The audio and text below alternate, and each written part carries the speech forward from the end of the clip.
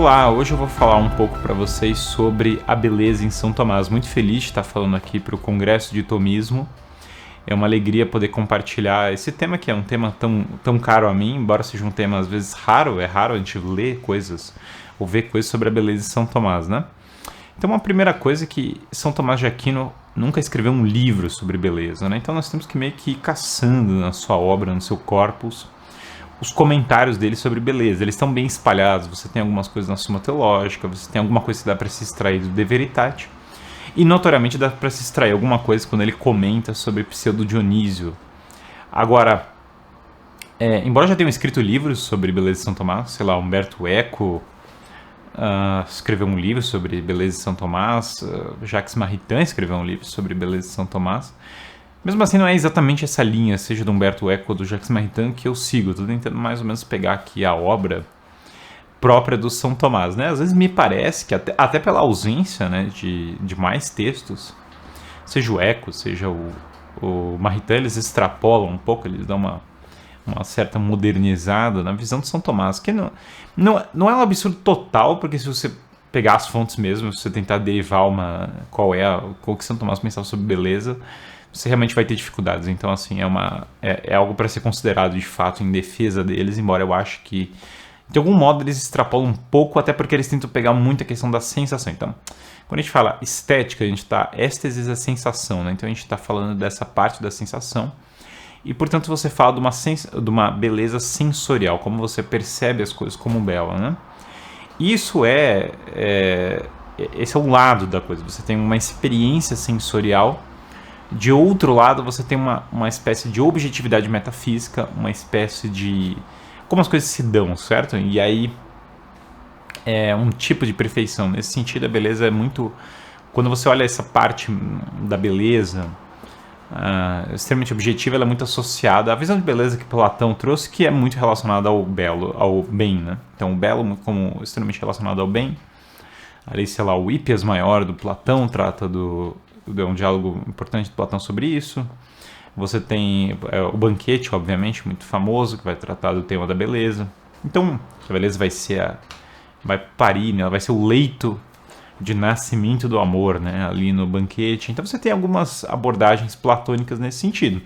Isso vai passar muito para a filosofia neoplatônica, vai passar para o Pseudo Dionísio, vai passar para Agostinho, que são fontes importantes para São Tomás. Então você tem um certo lado da beleza platonicamente entendida passando para São Tomás, embora o próprio Aristóteles diga na metafísica que Deus é a suma beleza, né? Ele é o máximo da beleza. Então, de fato, você tem também na própria visão de Aristóteles um eco disso que ele bebeu muito do mestre dele, Platão, de Deus como o ápice da beleza. Então, portanto, o bem, o ápice, Deus sendo o ápice do bem, ele é o ápice da beleza, então você tem uma conexão entre beleza e bem, né?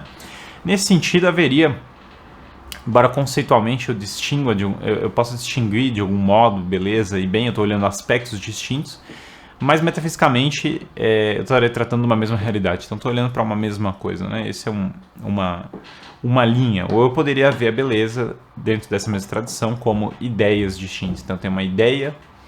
E a ideia é essa universal, né? Mais real do que as coisas mesmas, se a gente for para um platonismo mais estrito.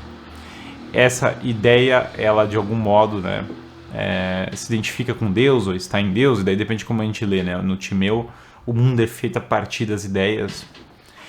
Em São Tomás, em Santo Agostinho, a relação é diferente das ideias, mas elas estão relacionadas ao próprio Deus, né? Então Santo Agostinho reformula o modo como as ideias aparecem. São Tomás de Aquino, ele distintamente gosta da teoria das ideias, mas não do modo como ela foi apresentada por Platão. Ele gosta do modo como ela foi apresentada por Agostinho. Então, é essa formulação específica. Portanto, se a gente for entender a beleza como algo divino, como algo relativo à noção das ideias, ou relativo a um transcendental, né? Você poderia até olhar a beleza como transcendental se você olhar no contexto platônico. Alguns comentaristas vão olhar Platão e tentar interpretar desse modo. Mas São Tomás de Aquino, distintamente, quando ele vai interpretar, ele vê a formulação das ideias. Isso está no De Veritate dele, nas questões sobre a verdade. São Tomás comenta bem isso. Fala que, na verdade, a gente tem que entender Agostinho muito a noção das ideias, tal como Agostinho apresentou, que a noção, tal como apresentada em Platão, é meio espúria. E, portanto, Tomás, interessantemente, salva uma certa noção de participação, né? Que é uma noção platônica, mas ele salva ela pelo viés agostiniano. Isso tal como nos aparece no De Veritate. Então, quando a gente vai olhar Beleza de São Tomás, a gente não pode cair demais nessa parte simplesmente da beleza sensorial, né? Mas embora de uma experiência sensorial e tal. Até porque para São Tomás mesmo essa experiência sensorial, quando você identifica, vê algo e fala, isso me agrada, isso na verdade é algo do intelecto, isso não é algo dos sentidos propriamente, não é uma sensação no sentido mais moderno da palavra, né? Mas nesse sentido de uma experiência sensorial, São Tomás fala que a beleza é aquilo que agrada aos olhos, né? Aquilo que agrada quem vê, né? Você vê e agrada e então você tem algo belo. Essa definição é muito simples, certo? Mas São Tomás dá ela para se referir a esse fenômeno. Mas para além desse fenômeno de eu olhar uma coisa e agradar, certo? E isso envolve a ordenação das paixões, envolve como que as coisas são... como que é ordenada, né? Porque se eu sou uma pessoa ordenada, obviamente, as paixões despertas pelas coisas são ordenadas, elas são colocadas... Eu não ajo segundo as paixões, eu delibero sobre as paixões, ordeno, portanto, uma vida, e aí daí eu falo que eu tenho uma vida virtuosa, né?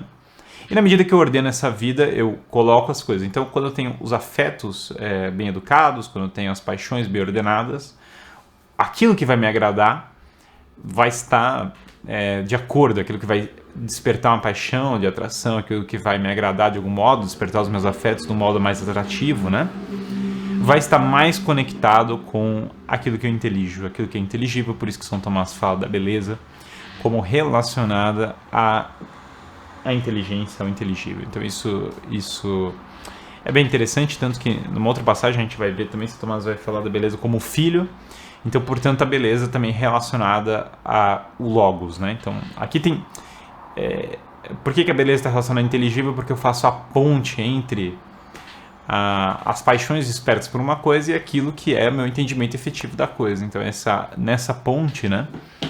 Casa que me agrada aquilo que eu vejo, mas aquilo que eu vejo está segundo paixões ordenadas e aí, portanto, eu vejo corretamente as coisas e me agrada as coisas que são efetivamente belas e não me agrada as que não são. Então, existe, mesmo nessa definição mais simples que São Tomás dá, existe pressuposto por trás dela uma certa noção de virtudes, uma certa noção de ordenação das paixões, de ordenação dos afetos, né? Esse é um lado, assim, inicial. Mas quando eu vejo essa coisa, por que ela me agrada ou não? Bom, ela tem algumas propriedades que são objetivas, que são dela, e essas propriedades elas podem tornar a coisa mais bela ou menos, né? As propriedades são, e fala na Suma Teológica, na pergunta 39, São Tomás fala de 3 propriedades. Uma das propriedades é claritas, o fato da coisa ter um aspecto reluzente, né? A outra propriedade é consonância, que é uma harmonia da coisa. E a outra propriedade é integritas, que é a coisa é inteira. E aqui nós podemos discorrer bastante sobre os 3, né? Que integritas, que a coisa tem que ter uma integralidade, né? Por exemplo, se um juiz, ele é justo em parte das coisas e depois ele é injusto em outra, tem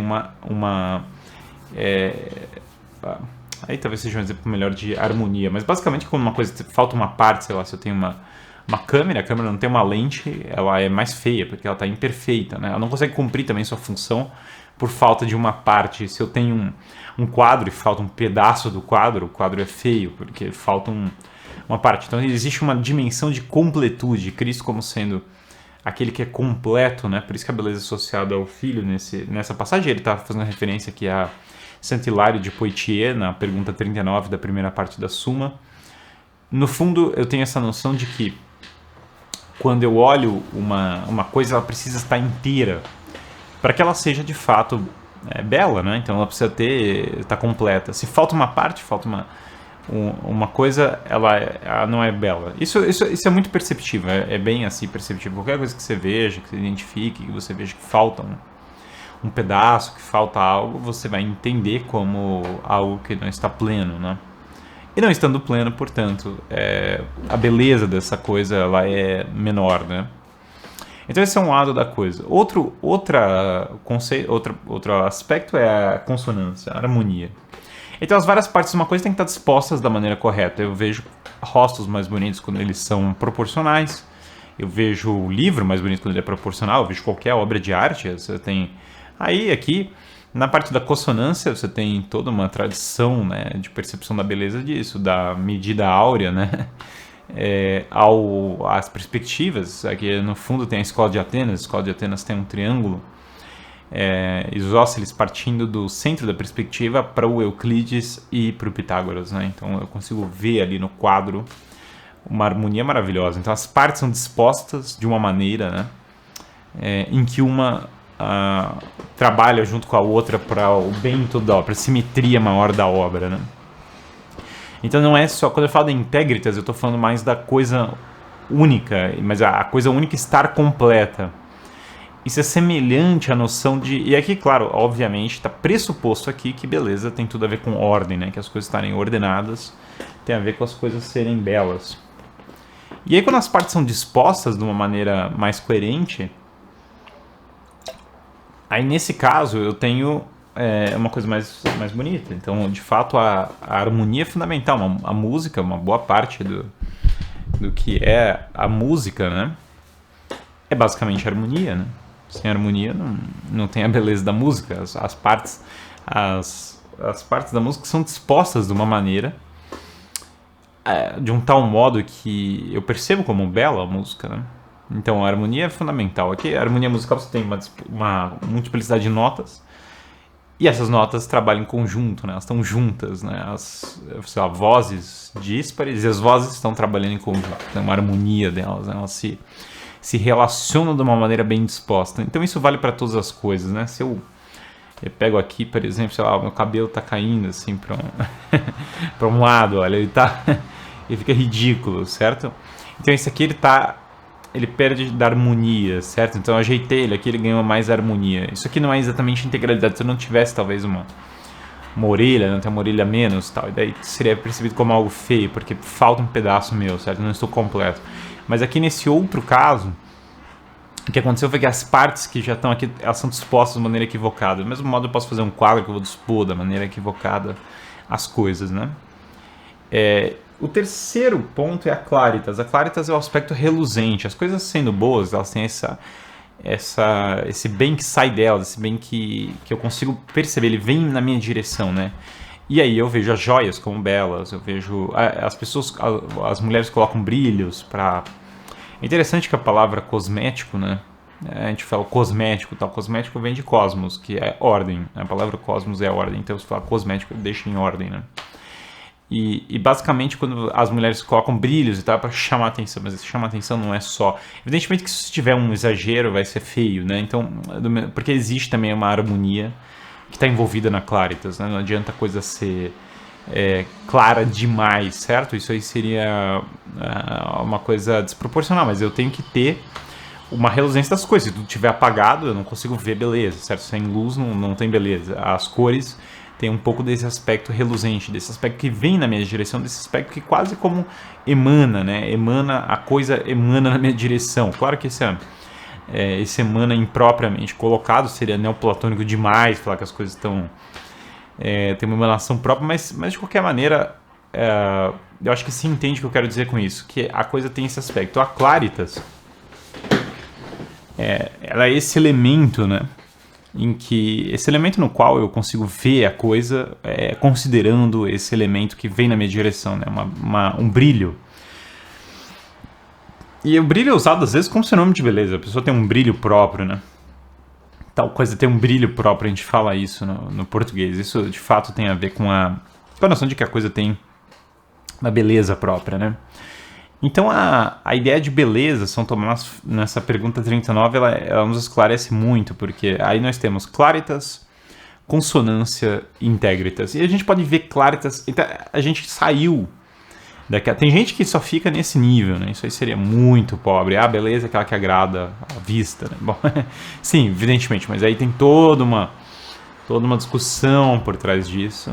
E daí, agora a gente já está indo para um outro nível, que é entender que não, existem elementos nas coisas que fazem elas mais bonitas, né? Então, se agrada a vista, envolve o tal ordenado, porque daí eu começo a enxergar a ordem nas coisas. E a ordem nas coisas se manifesta de 3 maneiras: no brilho que elas têm, se manifesta de algum modo na harmonia que essas coisas têm, se manifesta de algum modo na integralidade, no fato de elas estarem perfeitas. Agora, esse entendimento de claritas, veritas, veritas não, né? De claritas, integritas e consonância, ele tem que estar conectado com outro elemento que São Tomás fala, que é uma atualidade, porque as coisas, elas são belas. Aqui é um elemento também meio platônico, certas coisas são belas, meio aristotélico, platônico. Novamente, assim, Aristóteles, quando o assunto é beleza, Aristóteles, Platão, ele descreve muito esse tema da beleza, e obviamente Aristóteles não vai divergir tão brutalmente de Platão nesse tema da beleza.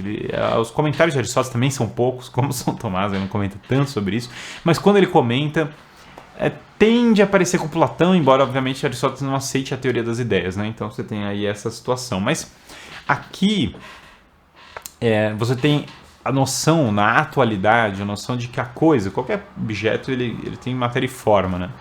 Para São Tomás. Então ele tem a potencialidade, a matéria do qual ele é composto, o substrato material, e ele tem o que faz a coisa ser o que ela é, uma essência própria, uma forma, né? Uma disposição, também uma ordem, nesse sentido. E, portanto, quando eu falei de aspectos de ordem, que é integritas, consonância e tal, isso se relaciona com a noção de que a coisa ela é bela na medida em que ela tem atualidade, na medida em que ela é ser, na medida em que ela está em relação à sua própria forma, na medida que ela é atualidade, menos potencialidade. Portanto, a potencialidade mais pura, ela não tem, a matéria pura, bom, nem eu encontraria esse tipo de coisa, mas a matéria pura não é bela, ela não faz o menor sentido. As coisas são belas na medida que tem a sua forma. Então todas as coisas são belas na medida em que elas têm a sua perfeição. E aí eu falo de uma perfeição da câmera, uma perfeição da pessoa, uma perfeição do lápis e assim por diante.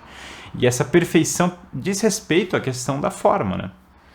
Respeito, portanto, a uma atualidade. Então, eu preciso considerar, quando eu analiso, não é que claritas, consonância, integritas. Então, aqui a gente já está indo para um terceiro nível, a gente vai para um quarto depois, né? No fundo, a gente tem quatro níveis aí de conceitos de beleza de São Tomás. Pegando 4 passagens que ele fala, a gente está... Todos eles se articulam, não é que são níveis, um é necessariamente totalmente superior ao outro, mas ele trata de uma outra dimensão que, de algum modo, a gente tem que articular todas essas, né? Para articulá-las, para ter uma noção do que é a beleza de São Tomás. Não adianta simplesmente a gente falar não, beleza de São Tomás é isso, não é bem assim que, que a coisa funciona. Nenhum filósofo é assim, né? Vai falar assim, o cara, ele disse que beleza é X, tal. Não, tem uma articulação das coisas. Então, quando eu falo de dessa relação de atualidade, né, eu vejo que existe uma perfeição do homem, que existe uma perfeição do lápis, que existe um lápis que é imperfeito. Bom, uma das coisas que faria um lápis ser imperfeito é o lápis estar quebrado, por exemplo, ele não está inteiro. Então eu vou vendo que essa questão de integritas, ou essa noção de consonância e tal, elas estão relacionadas à própria noção da atualidade da coisa, né? Então, o lápis quebrado já não é mais lápis, em certo sentido, né? Ele perdeu essa propriedade de ser lápis, embora o lápis em si, eu considerar um lápis, né? Bom, exatamente por isso. Por eu considerar a forma de lápis, eu entender o que é o lápis, que eu consigo diferenciar o lápis quebrado do lápis propriamente dito. Eu consigo perceber que se o lápis ele já não cumpre mais a sua função, ele já se afastou, ele já, portanto, se degenerou, né? Você tem todo esse tema aí na filosofia aristotélica da geração e da corrupção. Se eu pegar e estraçalhar o lápis, ele já não é mais um lápis, né? Aqueles componentes que o fazem deixaram de ser. Agora, o que é um lápis continua sendo sempre um lápis, tanto que se eu ver um lápis que eu nunca vi antes na minha vida, se me apresentar um lápis novo, eu vou olhar e falar, nossa, é um lápis, né? Porque eu entendo quais são, de algum modo, por causa da minha capacidade de abstração, eu consigo dizer mais ou menos quais são os elementos que fazem o lápis ser o lápis, né? Então isso é fascinante. Lápis tem a ver com pedra, né? Então a pedra, o grafite que tem dentro do lápis é o que permite ele ser o lápis propriamente, né?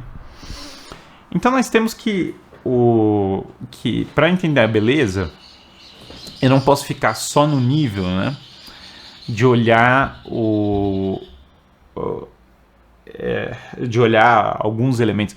Mas hoje em dia a discussão é paupérrima, assim, a discussão da beleza tipo a beleza está no olho de quem vê, a beleza é subjetiva ou é objetiva? Bom, mas isso é ridículo, né? Você precisa, na medida em que a beleza diz respeito a uma certa apreensão intelectual das coisas, evidentemente você precisa ter um sujeito que aprende a beleza. Então existe um elemento subjetivo e, como a gente falou, para o que agrada o olho, daí tem todo um elemento de paixões e tal.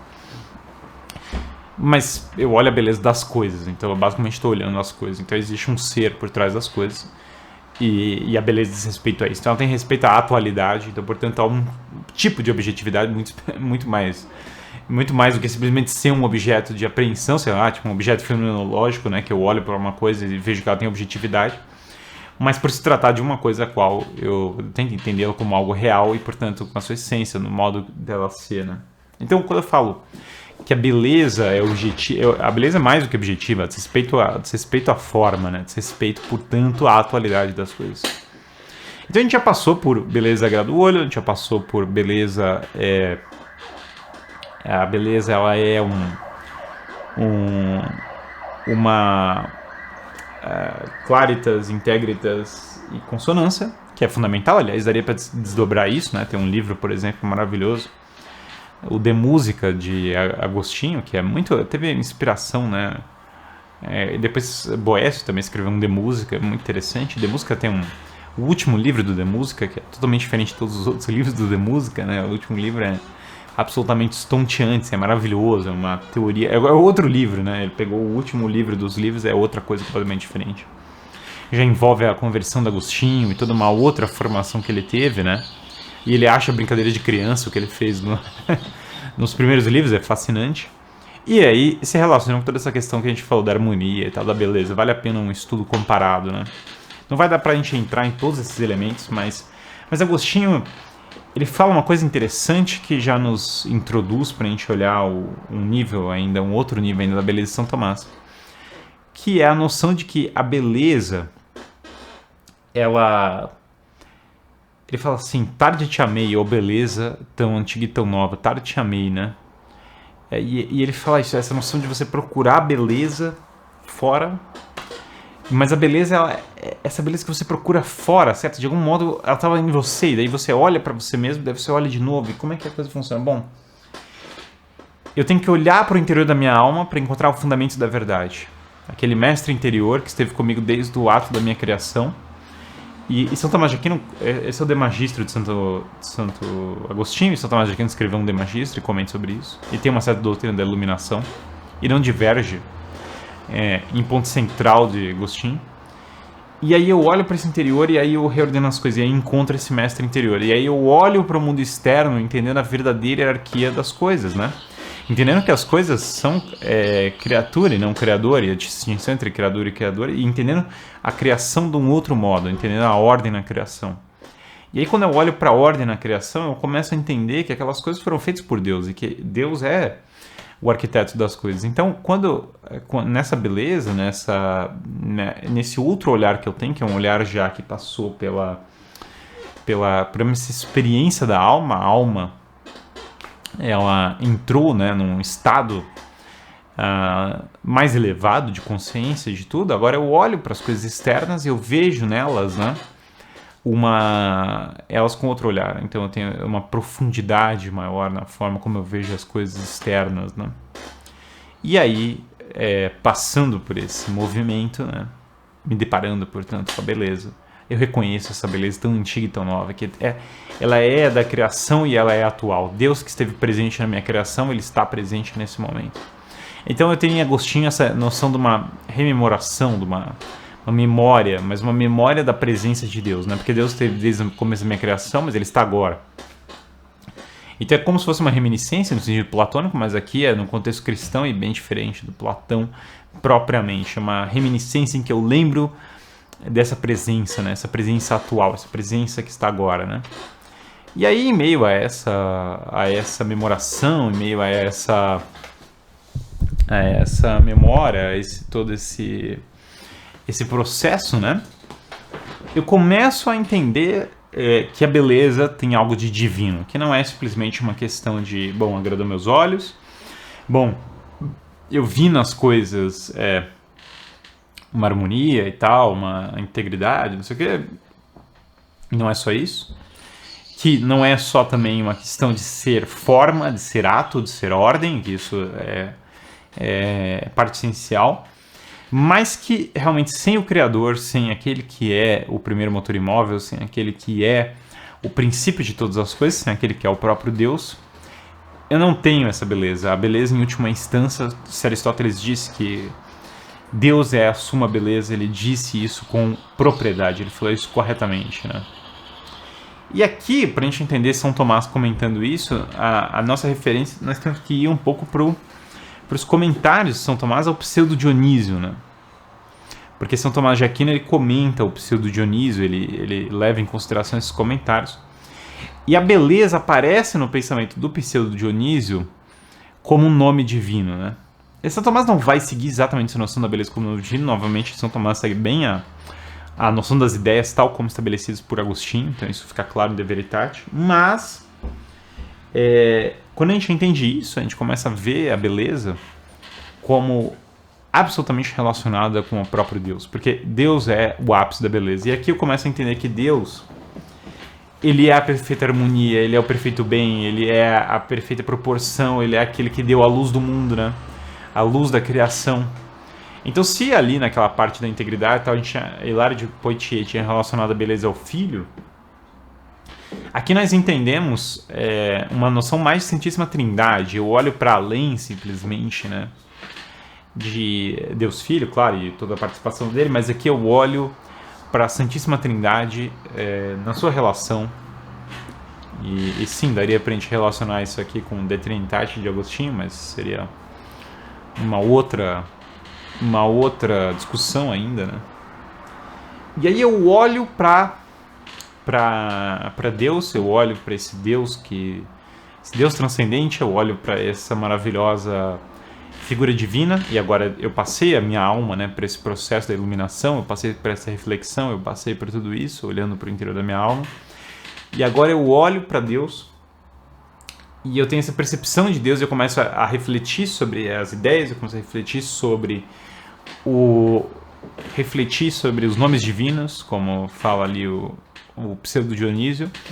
E aí nós vemos que São Tomás tem uma visão da beleza, realmente, que sem o Criador não teria beleza nas coisas. Então, quando eu falo que as coisas, a atualidade das coisas, ali está a beleza, eu preciso entender isso num contexto em que Deus é o Criador das coisas, né? E que Deus tem um modo próprio em relação às coisas. Por isso que São Tomás, ele é interessante isso. São Tomás, ele é contra aquilo que viola a natureza das coisas, aquilo que viola a criação, aquilo que isso é feio, né?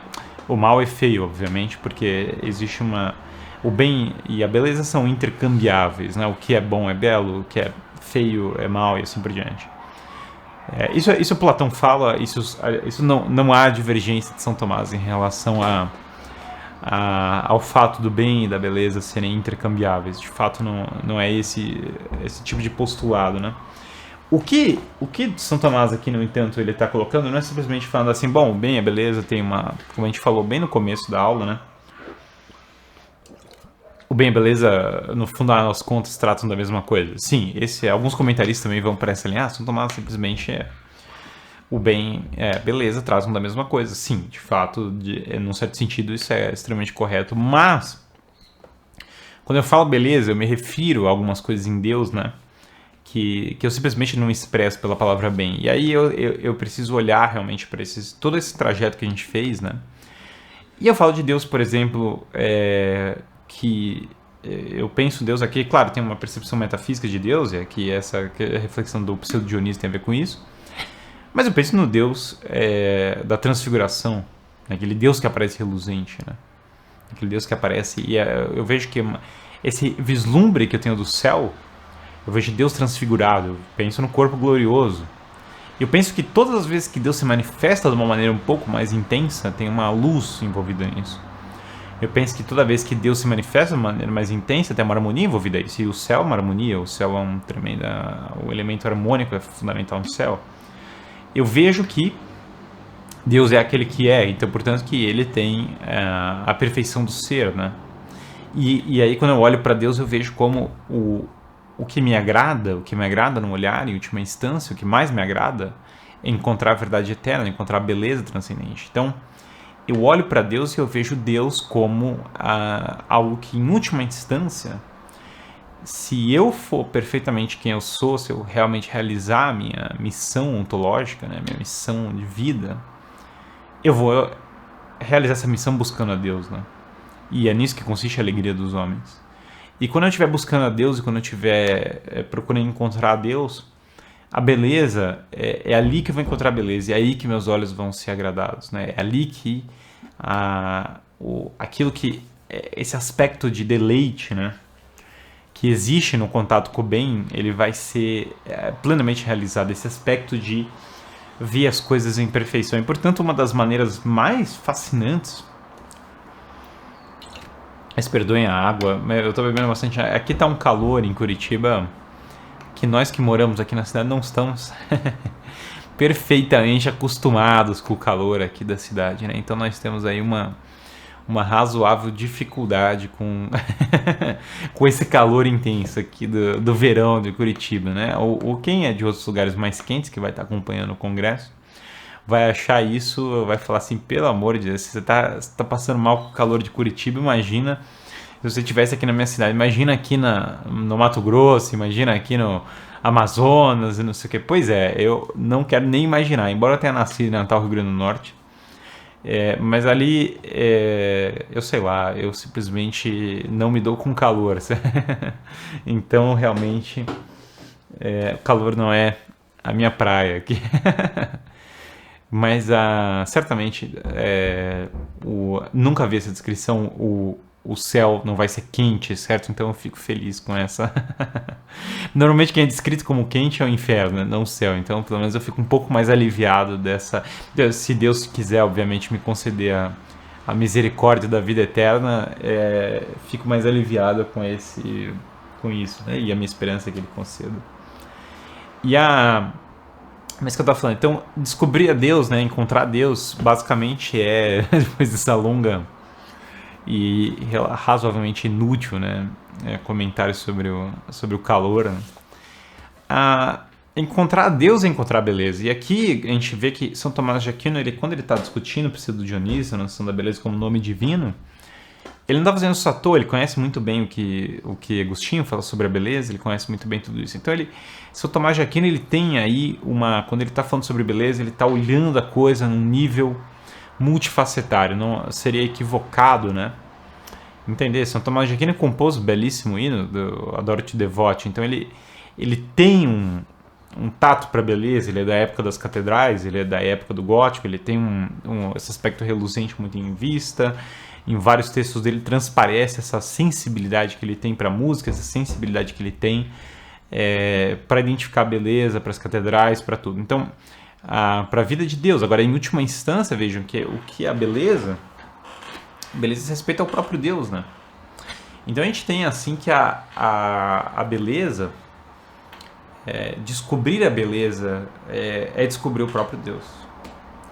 Parece simplório, se eu não tivesse feito toda essa trajetória, a gente estaria pensando e falando assim, não, mas então a beleza é Deus, beleza, entendi. Bom, assim, mas aqui tem toda uma dimensão, assim, né? Eu não vou passar aqui toda... É impossível, né? Não dá pra eu pegar e falar assim, o hípis maiores, aí tem uma discussão se a beleza é o rosto da mulher, ou se a beleza é o ouro, não sei o que. É interessante que é muito parecido, aliás, o hípis maior, se vocês pegarem a entrada do beleza, lembra a parte do Suma Teológico que São Tomás fala o que não é a finalidade da vida, o que não é a alegria do homem, né? Isso é fascinante, certamente.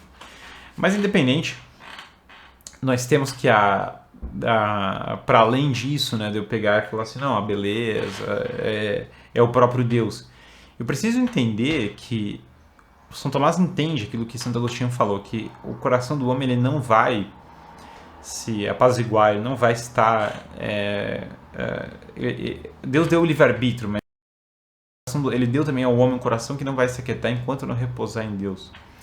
Então a nossa busca pela beleza é uma busca por Deus. E sem uma certa noção das coisas estarem da criação divina, é muito difícil entender o que São Tomás está chamando de beleza, certo? Então não daria para simplesmente menosprezar esse elemento. E aqui, certamente Agostinho tem uma reflexão maravilhosa sobre isso. Então Agostinho está lá e ele busca a beleza da maneira mais sensorial, mais superficial, mais pobre possível, né?